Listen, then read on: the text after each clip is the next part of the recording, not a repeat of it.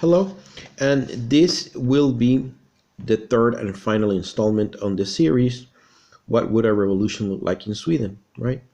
And in this installment, we're covering what would a Marxist, a dissident Marxist-led workers' revolution would look like in Sweden, right? And by dissident Marxist, I mean the Trotskyists, which are the only dissident Marxists. In Sweden, there is only one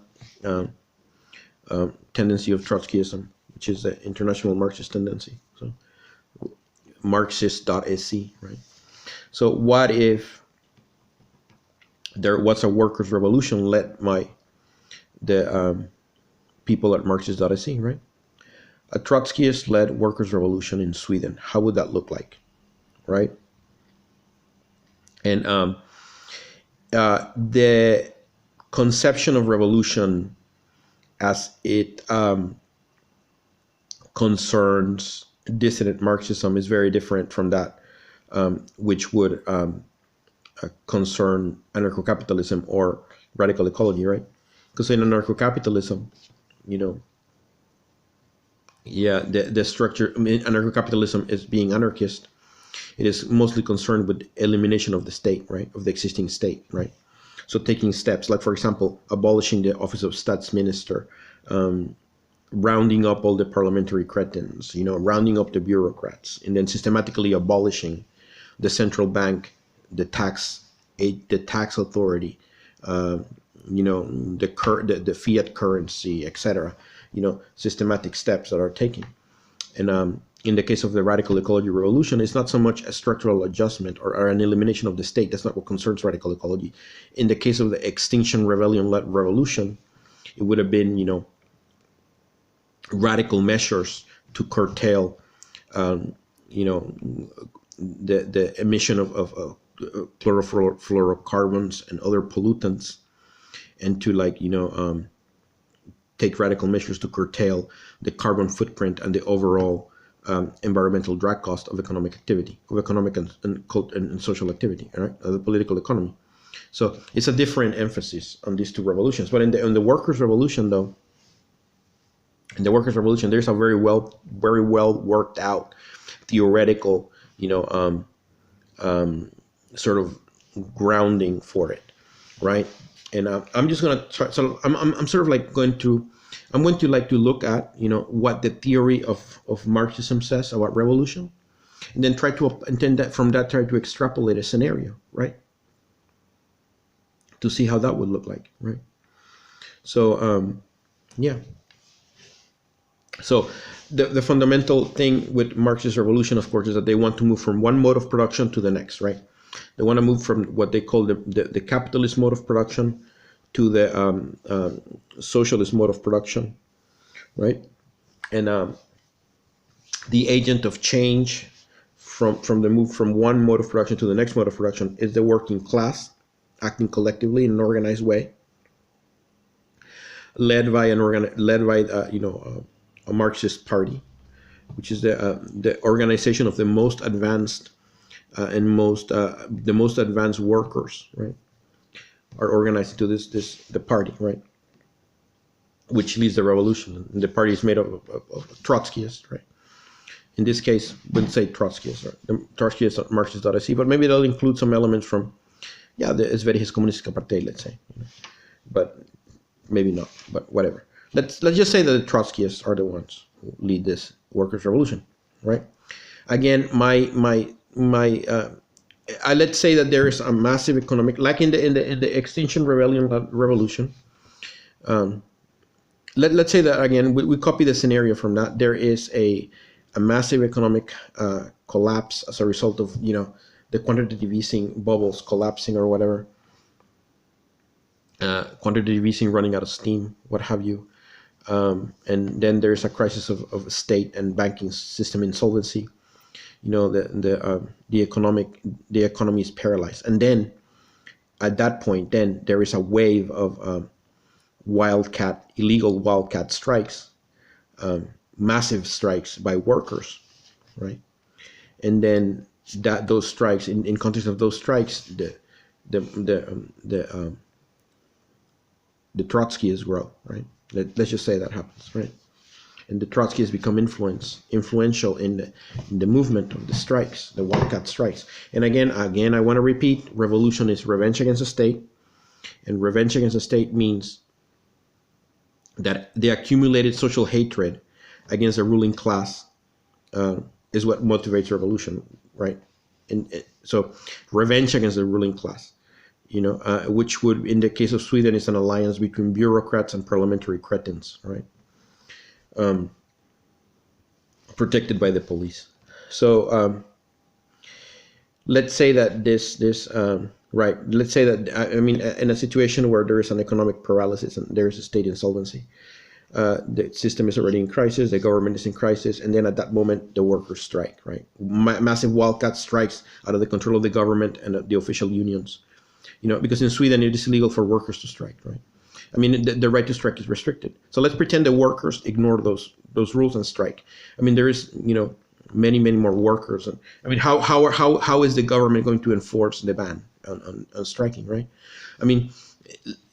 They could send in the police, but if it's a massive movement, then it's joined by the mass demonstrations of ordinary people, the police will be overwhelmed. There is nothing the police can do. They would be out of their control. They can't enforce the ban on striking, right?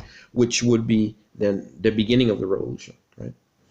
The premise of the revolution. Wildcat strikes, right? Yeah. So I'm just gonna read because I want to try to ground this on the theory of Marxism, Marxist theory. So the theory of Marxism, as Marx himself wrote in the introduction to his work Critique of Political Economy, established approximately the following proposition with regard to revolution. No social system departs from the arena until it has developed the productive forces to the maximum degree attainable under the given system, and no new social system appears on the scene unless the economic premises necessary for it have already been prepared by the old social system. Right. So, okay, who are the economic premises necessary for it to have already been prepared? The subjective factor, of course, is the working class acting, the workers deciding collectively to strike, to engage in wildcat strikes, regardless of the ban against them. The workers ignore the ban on striking, right? Which in Sweden is like a thing that it's part of the Swedish system. That workers cannot. The right to strike is restricted. So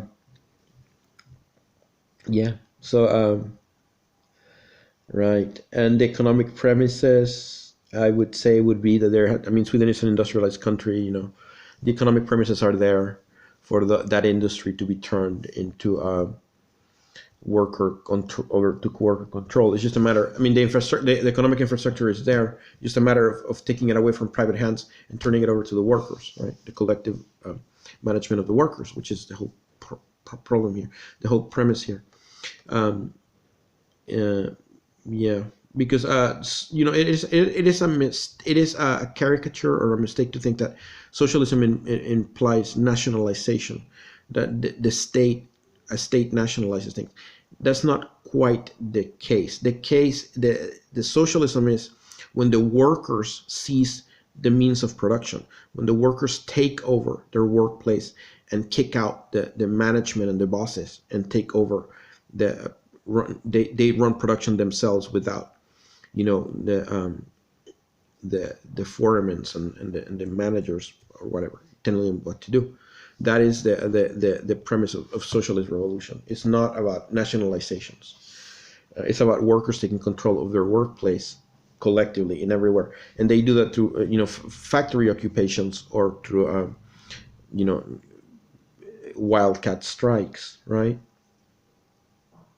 Yeah. Yeah. So that would be the economic premises. There's already industrialization, which already exists here. Yeah. And the productive forces have been developed to the maximum degree attainable under the given system. In other words, at some point, because of let's say that there is a problem with the state and banking sector insolvency as a result of a major financial crash.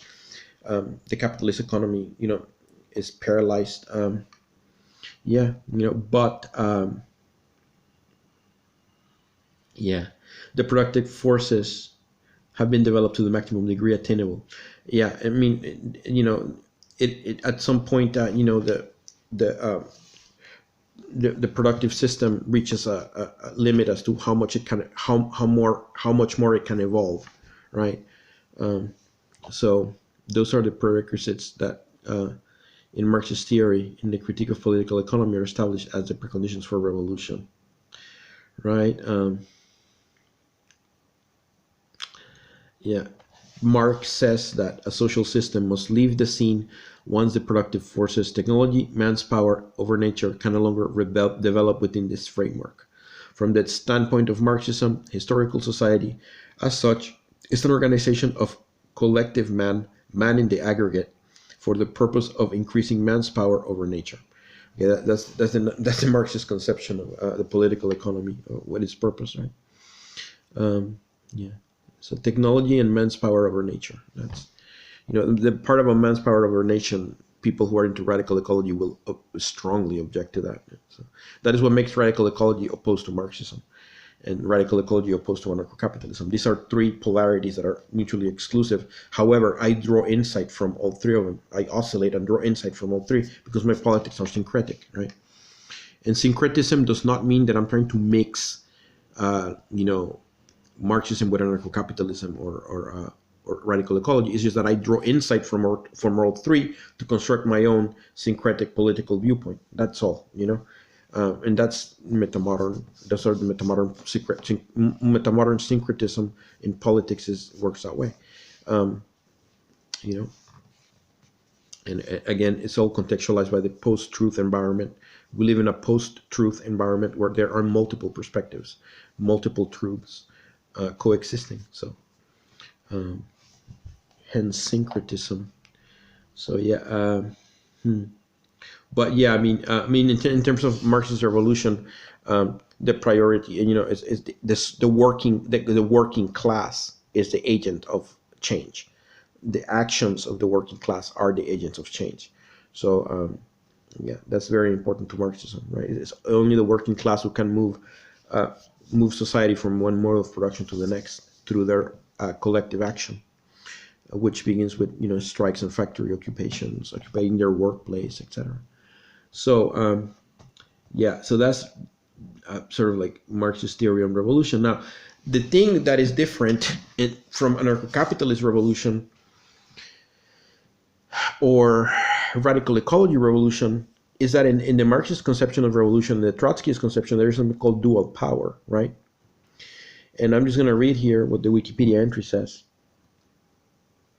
Yeah, dual power was a term first used by communist Bolshevik leader Vladimir Lenin in the Pravda article titled "The Dual Power," which described a situation in the wake of the February Revolution, the first of two Russian revolutions in 1917. Two powers coexisted with each other and competed for legitimacy. The Soviets, or workers' councils, particularly the Petrograd Soviet, and the continuing official state apparatus of the Russian provisional government of the Social Democrats. So you had, the dual power situation meant that on the one hand you had this Petrograd Soviet, which was the workers' government. A Soviet is made up of representatives of workers and soldiers, I suppose, in this case, because it was an urban one, workers and soldiers, and they're elected and recallable workplace representatives and army unit representatives, right? So these people were conforming the Soviet, which is sort of like a legislative organ made up of workers' delegates that are elected and recallable, right? Now that legislative entity, which it was tied to the workers' movement, the radicalized workers' movement, then competed for power or had a parallel position to the Russian provisional government, which was the Social Democrats. It was a formal, go. So in Sweden, it would probably be a similar situation. Let's say that there is a massive wave of illegal wildcat strikes, right? And like I said before, revolution is revenge against the state, It is the accumulated social hatred of the revolution, of the workers against the, in the case of of the workers against the ruling class. And in Sweden, the ruling class is made up of, parliamentary cretins and bureaucrats, and protected by police. So the accumulated social hatred of the workers for this ruling class would be what would motivate the workers to engage in massive wildcat strikes that are illegal, because in Sweden the right to strike is restricted. So let's say hypothetically, these workers set up a massive wave of strikes, and then out of those strikes emerge something like a Soviet, right? And instead of seizing the parliament, the strikers would simply form a parallel government, right, based on something like a Soviet, right, with workers delegates, something like that. And then you would have the workers' councils competing with the formal parliament Statsminister setup, right? So you would have dual power, two powers here. So at some point, one or the other has to win. So one or the other has to overpower the other. And then is when you get to the issue of what to do with the army, right? And the police. In a situation of dual power, the police, if it gets to the point where the strikers are in control of the streets, by the point where the strikers set up the Soviets, the police are pretty much done for. Because if it gets to the situation where the striking workers can do this, set up a parallel government, and then that parallel government establishes militias, then there is direct. The police of the formal parliamentary, government is challenged by these militias that are loyal to the other government. So you end up with two sets of bodies of armed men confronted to each other, right? And so yeah, ultimately, one or the other has to overpower the other. So I'm thinking that if in the event, let's say that there's mass demonstrations, then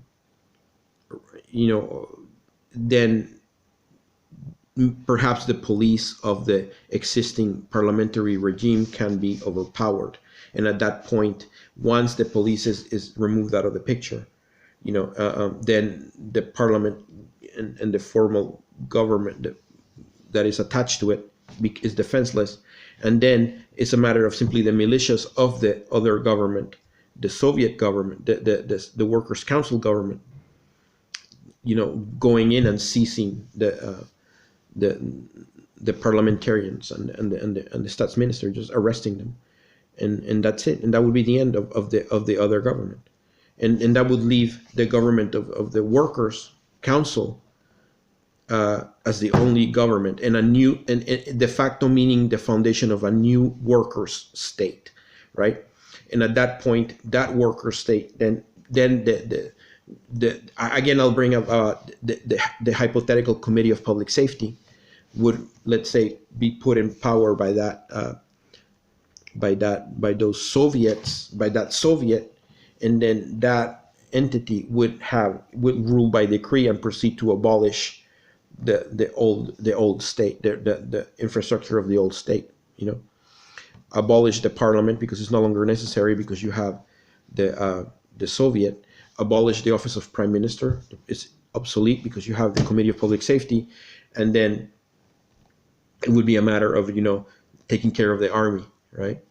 And they would have to seize the generals and the flag officers and disarm the rank and file of the army, and occupy the places where they keep a stash of weapons and what have you, and then remove these people out of the way, especially the generals, again, because they are trained military. They're dangerous because they could organize a coup or whatever, or an uprising or what have you. So you have to keep them isolated and separate, incommunicated, until you're sure that you're in control of this, the workers are in control of the situation. So yeah, and yeah.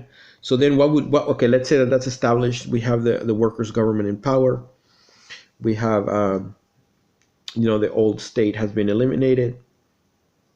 the parliament no longer exists, you have instead the Soviet. What would happen next? And apparently I'm looking here at um,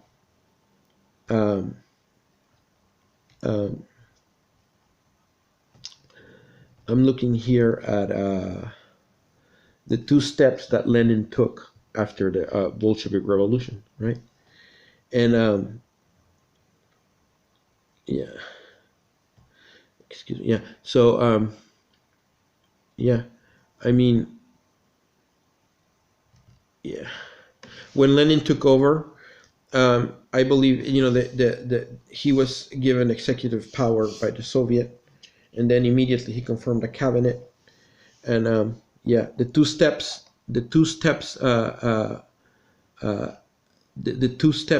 immediate steps taken by Lenin, in the early Russian Revolution.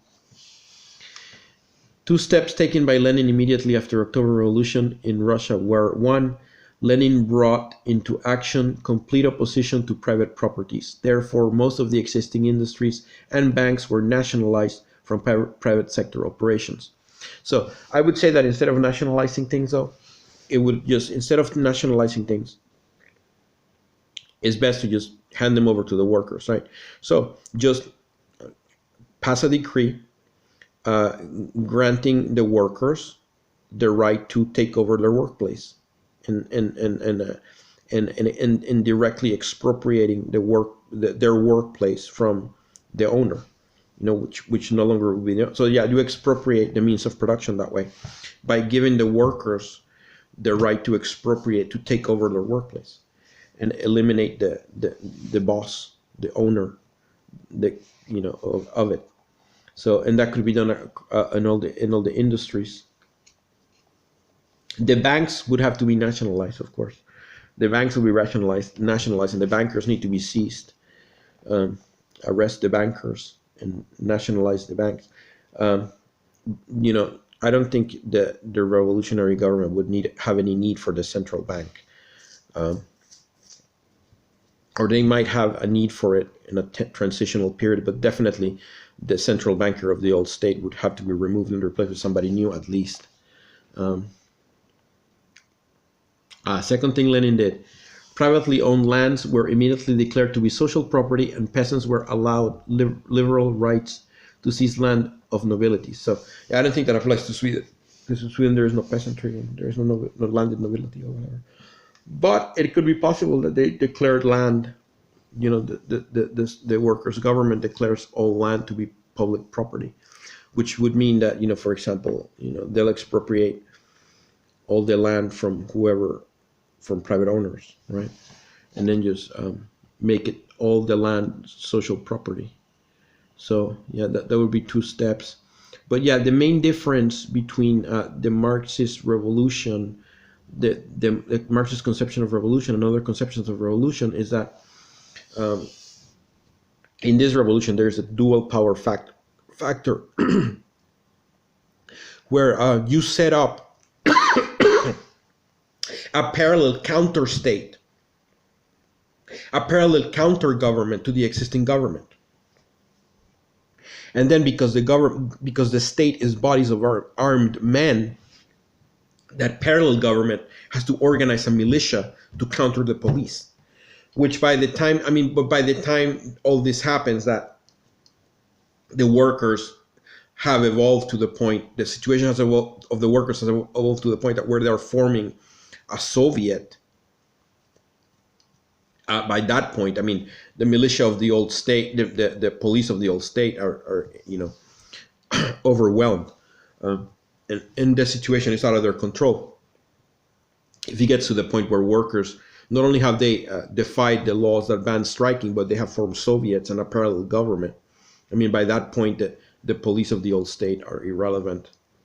They're helpless. They're impotent to change anything because it's too big what's happening to them. So when the new state sets up the militias, the workers' militias, then the workers' militias confront the police, and then that's dual power. That's the actual dual power.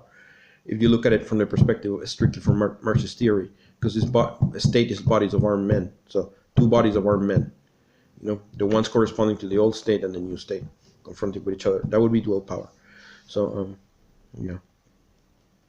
yeah, so that would be the conception. Yeah, a possible conception of how workers' revolution could happen in Sweden, right? And again, the Soviet that is conformed would probably elect a committee. We can call it Committee of Public Safety, just to keep using that thing from the French Revolution.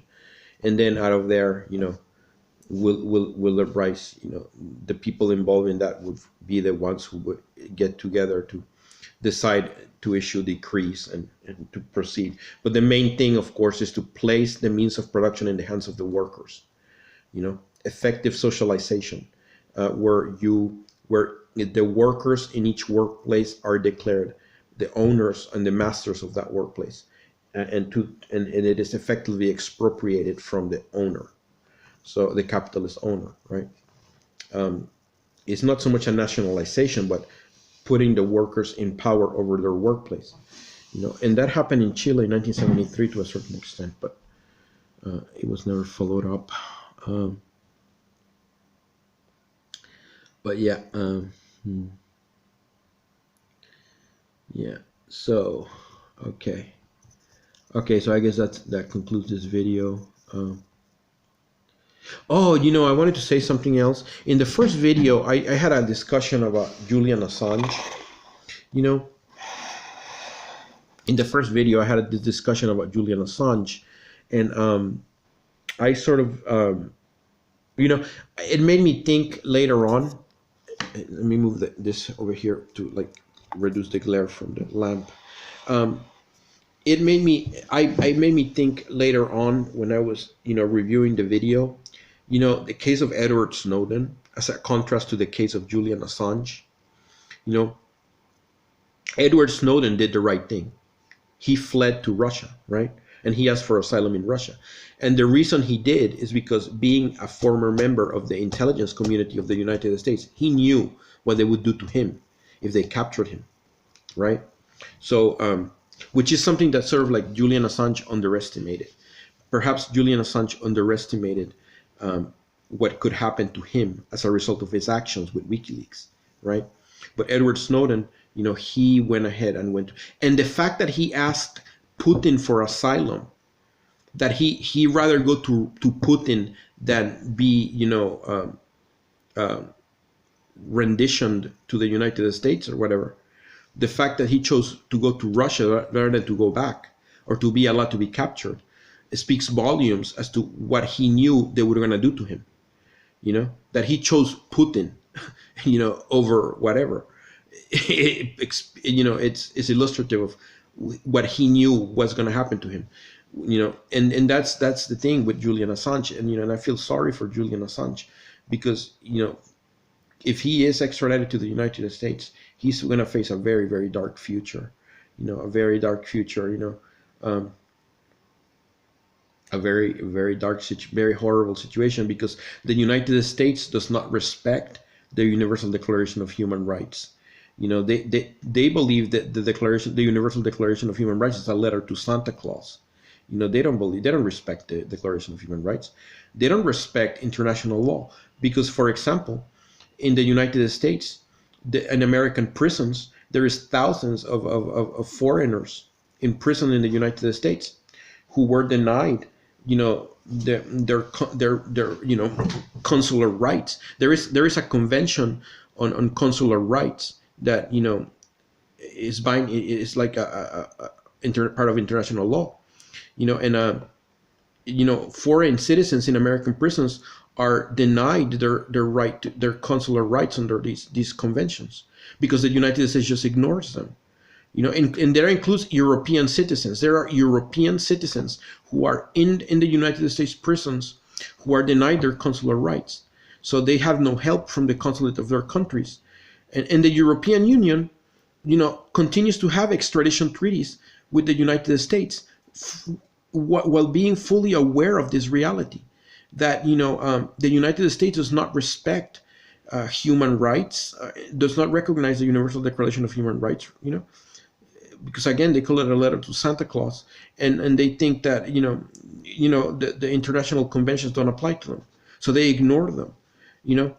I mean, what's going to happen to Julian Assange when he's handed over to them? Because nobody's going to be there to monitor his human rights situation. They're going to disappear him, into like a black site or whatever. He'll probably end up, naked in a cell with a hood over his head, and they'll probably use, like they did in Iraq with the Iraqi prisoners in Abu Ghraib prison. I don't know how to pronounce it in Arabic very well, but the prison in Baghdad, where they were putting electric current in the anuses of the prisoners or whatever. The Americans were doing this. I mean, you'll probably end up doing something like that to Julian Assange. And nobody's gonna know, because they'll do with him whatever he wants, whatever they want. And there is no way to monitor his human rights situation. And the European Union knows this. Sweden, the British are no longer part of the European Union, but they know this, and they don't care. And I understand, Britain is a American satellite, the so-called special relationship. I understand that, but still, it's really, really bad what they're doing to Julian Assange. And again, Edward Snowden was smart. Edward Snowden, he rather asked Putin for asylum, because he knew what they could do to him. So, yeah, but yeah, and again, the Swedish state is the one who started this whole process of setting up Julian Assange. It was the Swedish state. I mean, now they dropped the prosecution or whatever. They dropped the prosecution and all these things, but I mean, by the time they dropped the prosecution, the damage was done. I mean, you know what I mean? So, I mean, the Swedes don't need to be participants in it, because the English took over the whole process, and then the Ecuadorian government of Lenin Moreno betrayed Julian Assange, stabbed him in the back, handed him over to the British police, and there he is in that Belmarsh high security prison. They call it the British Guantanamo, and it's horrible. And then his situation is about to get much worse. So, it's really terrible what they're doing to Julian Assange. And again, the Swedish state is very much partly responsible for that. And I mean, the Swedish state has extradition treaties with the United States, while fully being aware that the United States does not respect the Universal Declaration of Human Rights. They consider it a letter to Santa Claus, and that they don't respect any sort of consular rights or anything. Any for these conventions, international law conventions, the United States doesn't recognize them. They don't pay attention to them. They don't care. They do whatever they want. I mean, the United States is an outlaw when it comes to international law. They do whatever they want. And there is no way to check them. And the European Union doesn't do anything about it either. They continue to extradite. They have extradition treaties with them. So anyways, that's just, I wanted to add that to the whole thing about Julian Assange that I commented on the first video. But yeah, thank you for listening. Bye.